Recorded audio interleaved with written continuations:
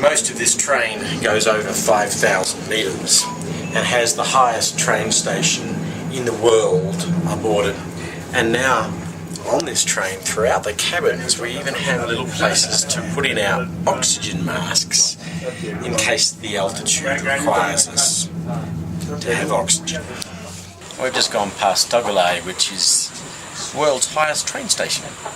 I would have liked to have taken you out and shown you around it, but we just went whoosh right by.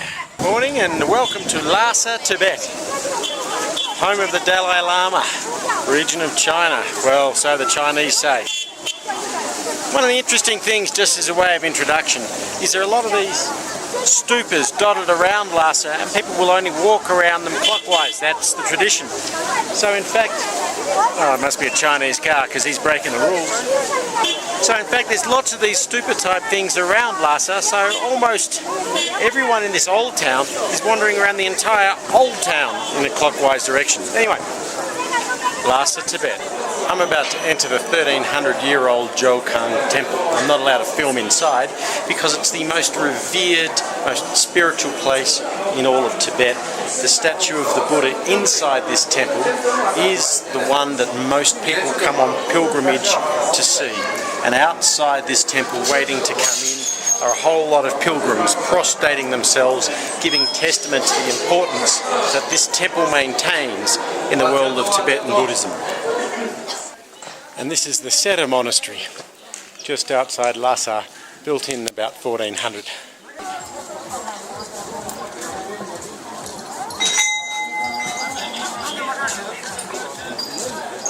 Okay, this is the Dadan Mingyo Palace.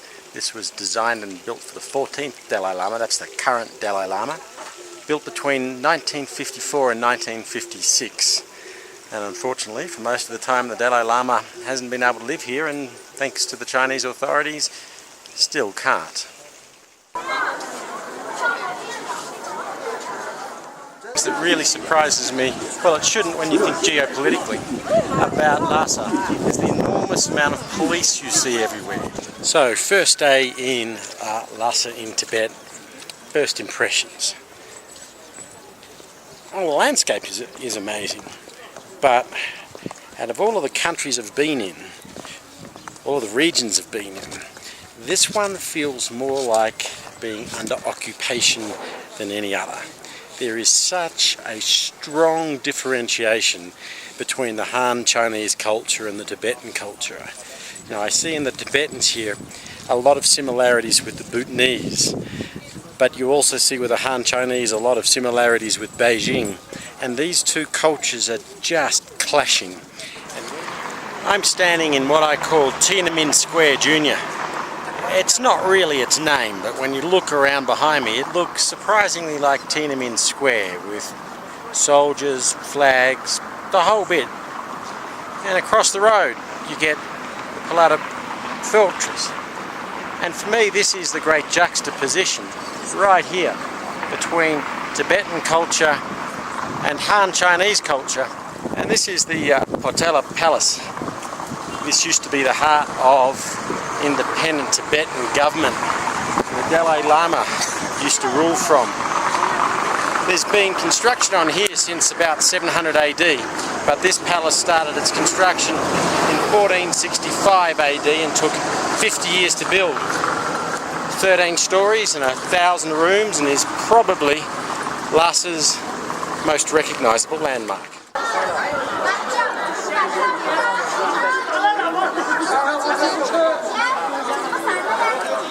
You know, I always feel reluctant to complain about tourists when I am one. But this place is bleeding Chinese tourists. Every time you turn around, another tour group is coming out at the top of their voices. So what should be a place of meditation is a place of Mandarin at high pitch and high volume. If I was a Tibetan, I'd be signing up to fight, I tell you. These people's culture is being destroyed, if nothing else because Han Chinese tourists are coming in to look at the Tibetan zoo as if what remnants of Tibetan culture remains is simply for the pleasure of Chinese tourists to come and point and prod and squeal at the top of their voices. I'm in a cave underneath the Patala fortress in Lhasa, Tibet, teaching a Han Chinese how to use chopsticks because she didn't know how to pick up dumplings with chopsticks. We're overlooking Yamdule Lake. We're at about 5,200 metres at the Yamdule Pass. Tibet, heading for Nepal. Well, actually, firstly, Everest Base Camp that way.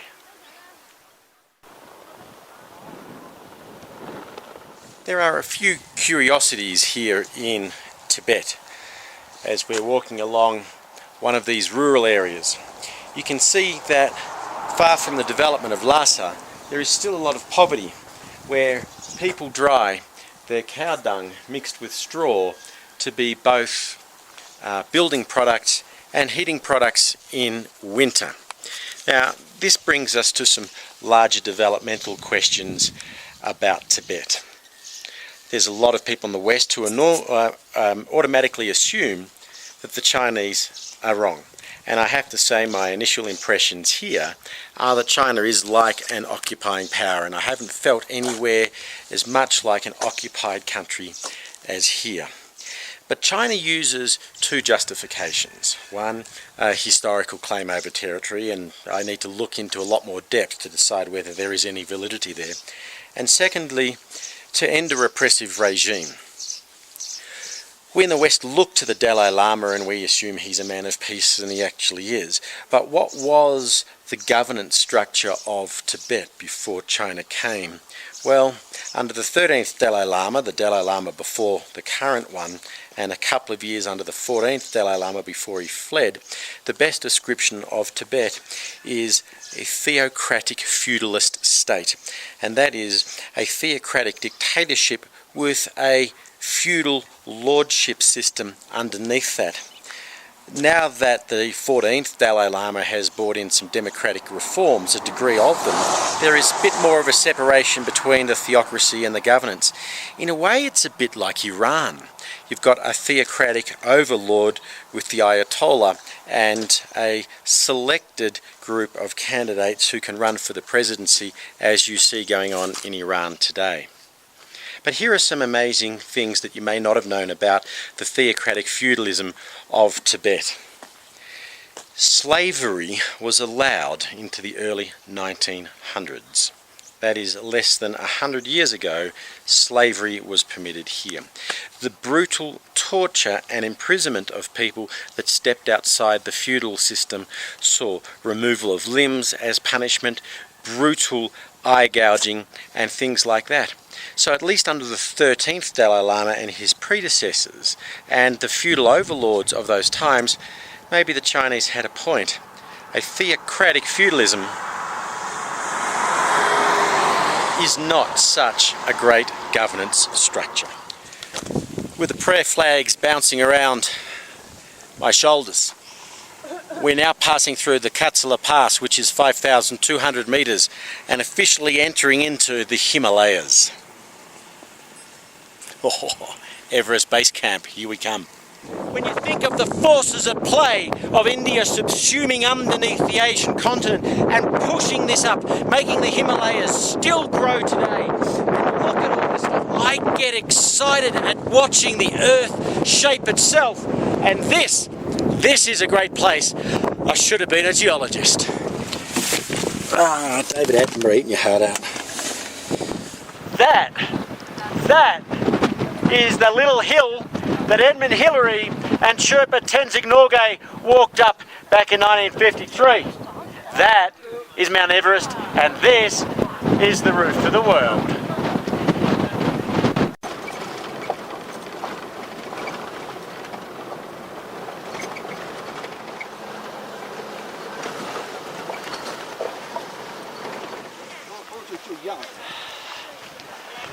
China Post Office at 5,150 metres, Everest Base Camp, highest post office in the world.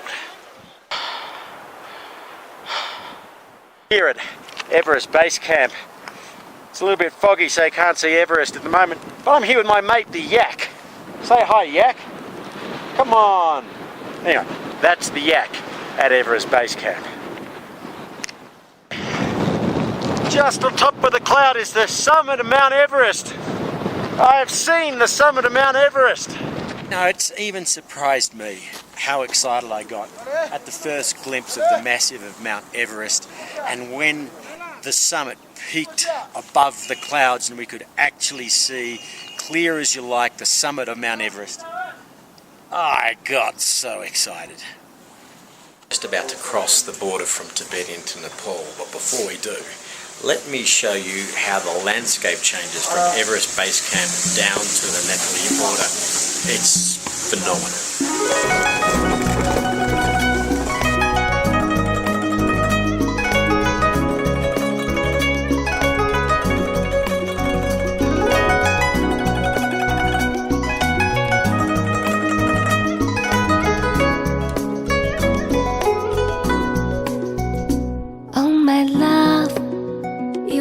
My hand made me feel the beauty of the world, the shining stars in your eyes. Tell me what love is really like a bird flies in the sky. Nothing's gonna make it cry. Like a fish swimming the sea, living every day in happy dreams. Never call me a cultural heathen. So, leaving Tibet into Nepal, having lunch on the border, what I order? A toasted ham, cheese and tomato sandwich. Change of scenery now. We've just crossed the border into Nepal, and this is what the roads look like.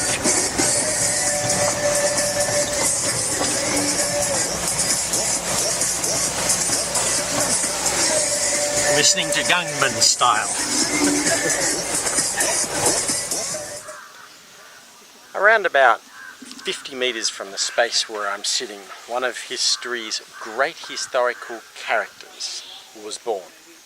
Siddhartha Gautama was born about 600 BC, more than 2,500 years ago, and has arguably had as large or larger impact on the history of humanity as Jesus Christ and the Prophet Muhammad, and perhaps even Abraham himself. Why? Because Siddhartha's other name is the Lord Buddha. Archaeologists generally agree that the plaque, which was laid down 200 BC inside the white pavilion in front of me, is the spot where the Lord Buddha was born. The reflecting pool, or the holy pool next to it, is believed to have been the spring in which his mother washed before giving birth.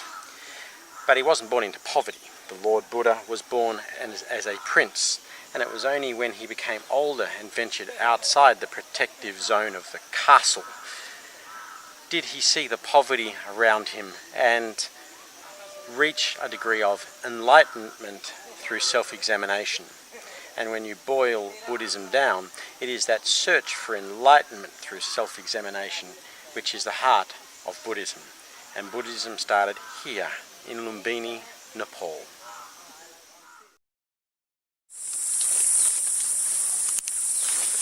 Today we're trekking through the lowlands of Nepal in the very humid, very hot lowland rainforests at the beginning of the monsoon season. We've been lucky not to have too much rain, yet it's still very damp underfoot and a lot of humidity coming up. It'll be very different from later in the week when we're going to some of the higher terrain, where it'll be a lot colder and a lot drier. But here, through the Chitwan forest, we're hoping to see rhinoceros, elephants, monkeys, and other sorts of mammal and reptilian life, spread out through this wonderfully green and lush jungle. Here in the Chitwan National Park, one of the things we're looking for is the Nepalese one-horned rhino. It's called that because it's from Nepal and it's got one horn. This is a track. The rhino has 3 toes. There's 1, 2, 3, and a heel back here. This one looks like a moderate middle-aged one, not too old, not too young. Let's see if we can go spot one. The trick to remember with rhinos is they can hear really, really well. They can smell really, really well, but they are nearly as blind as a bat. They can just see up to about 30 meters when they can see movement. So they'll smell you, they'll hear you, and they might charge you. And if they do that, run like all buggery. Rhinos and hippos are 2 of the most aggressive animals on the planet.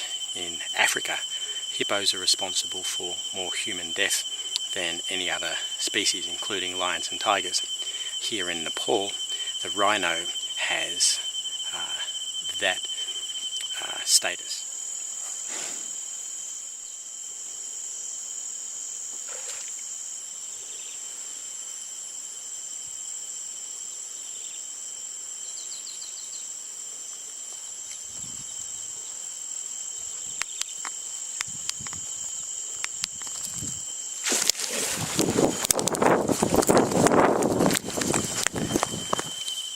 Was a close call.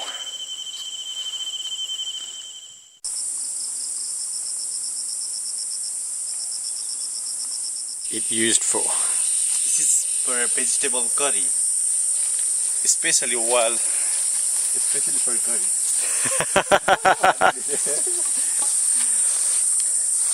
So this is to make the tiger's dinner better when he catches us. Yes, especially for humans. Dinner. Actually, a lot of people do come here to Chitwan Forest in the hope of catching a glimpse of a Bengal tiger. Truth is, 2 reasons why it is extremely unlikely that we will see a tiger today. The first one is they've been hunted to the verge of extinction, and secondly, they're nocturnal and it's daytime. What you will see in this forest, though, is a lot of wild deer, the odd wild boar, lots of rhinoceros prints, and lots of typical things in a jungle like spiders and ants and snakes and things like that.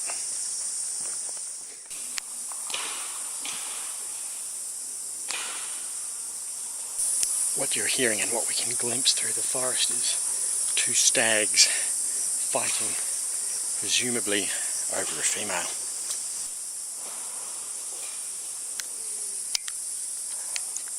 As well as the mammalian life in the rivers around here, you also get crocodiles, not like the big salties or even the big freshies you get in Northern Territory. They're a bit smaller with a pointy snout.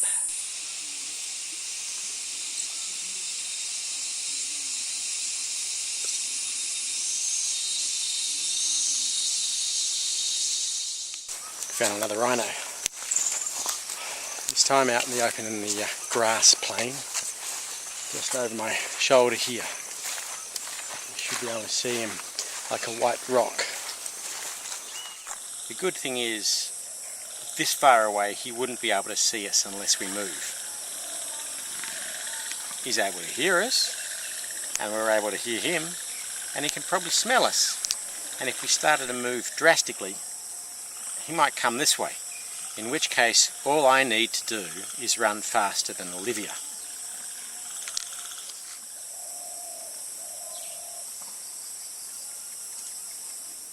Now in the captured breeding area, where there are a lot of cows and baby elephants, and the reason everyone's panicking is because this guy is a wild bull elephant who's decided he likes all these females. In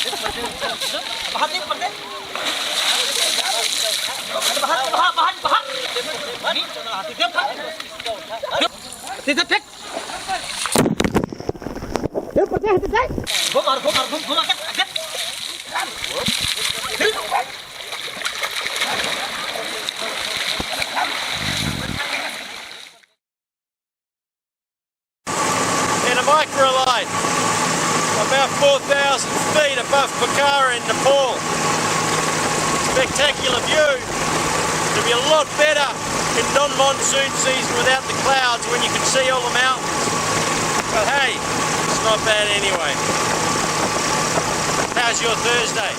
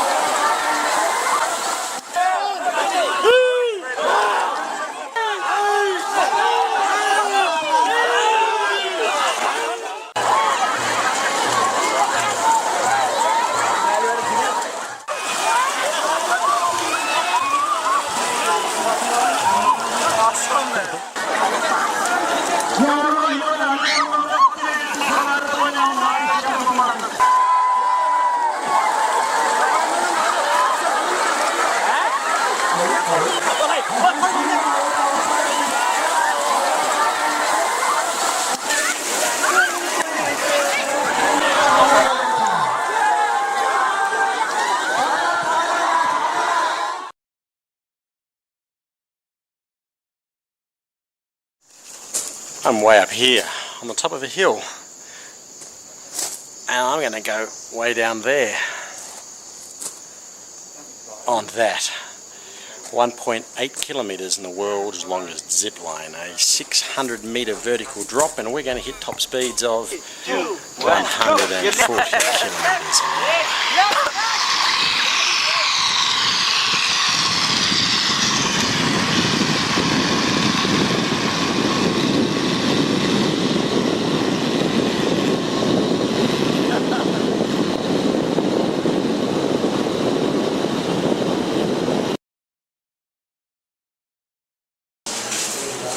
India shares with its neighbour Pakistan a strange contradiction. Both countries are not known for the strength of the feminist movements nor the strong respect of women in the community. Both had very strong, powerful female prime ministers. In the case of India, it was Indira Gandhi, and this was the sari she was wearing when she was assassinated. These are the gardens of Indira Gandhi's home. She was Prime Minister of India for 15 years, over 2 terms before her assassination. Indira Gandhi was killed here, in her garden, on the 31st of October 1984. You know, I read somewhere that Delhi is the Rome of South Asia because it is a hustling, bustling, living city with all of these ancient monuments, ancient ruins dotted throughout it. Now, like when you come to the Colosseum and you get awed, imagine what it would have been like rocking up here in the 1700s on the back of your camel and seeing that. We're now in Rajasthan. We've got the Amber Fort and we've got the Jagat Fort. Both classic examples of Mughal architecture that we're going to go and have a look inside.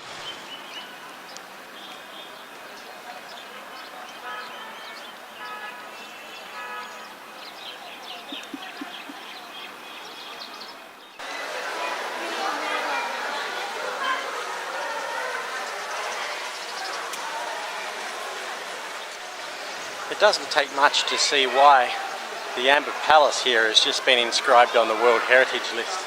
I mean, it's just magnificent. The marble here is a mixture of Indian and Italian marble. This is the largest mirror gallery in India, and the mirrors come from Belgium. All built in the late 1500s, or started to be built in the late 1500s, finished in the late 1600s. So over 100 years to build. Just one thing about the Amber Palace here, it's decorated a lot by these wonderful frescoes. But unlike Italian frescoes that are painted just with paint, the colours of these were achieved by grinding semi-precious stones, rubies, gems and those sorts of things. And that's why none of these have been renovated since they were painted back 500 years ago. Grinding up semi-precious stones to make paint. You have to be rich. You know, most countries you go to, when there's been an extreme between rich and poor, at some point there's been a revolution. But here in India, there hasn't. Even though you get absolute wealth, like here in the Maharaja's palace in Rajasthan. By the way, he still lives here. And the enormous amount of poverty that you see around the place, like in some of the photographs. I mean, you admire the architecture, but you shake your head at what it says about the society here that had happened. I've just been in a slum, a little village outside Jaipur, taking pictures and having some fun with some local village kids. And then you come somewhere like this, and it really does make you wonder about the morality of some people who will live like this, surrounded by so much poverty. You know, a lot of people say when you go to these famous things that you have heard about from childhood, you go and you're underwhelmed by them. And I was warned about the Taj Mahal. I had friends come to visit this place and they said it's underwhelming, it's not as big and as good as you think. They're wrong. This is an impressive building.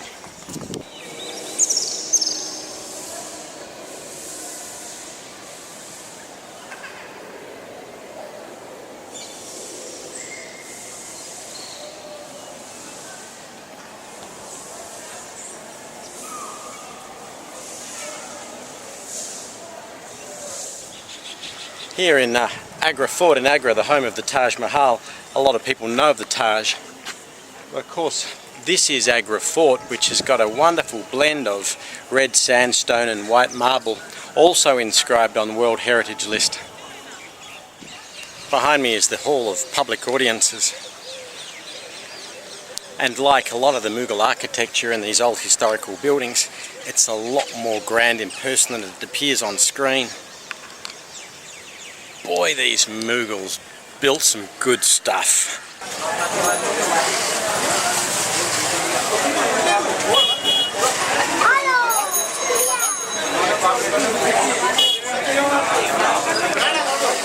And this is where a lot of those marble inlay souvenirs that sell for hundreds of dollars are made. And I suppose one good thing is in this little local factory there isn't one small child, but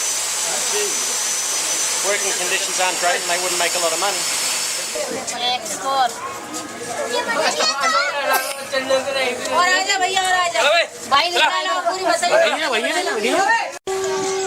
Here's another juxtaposition of India.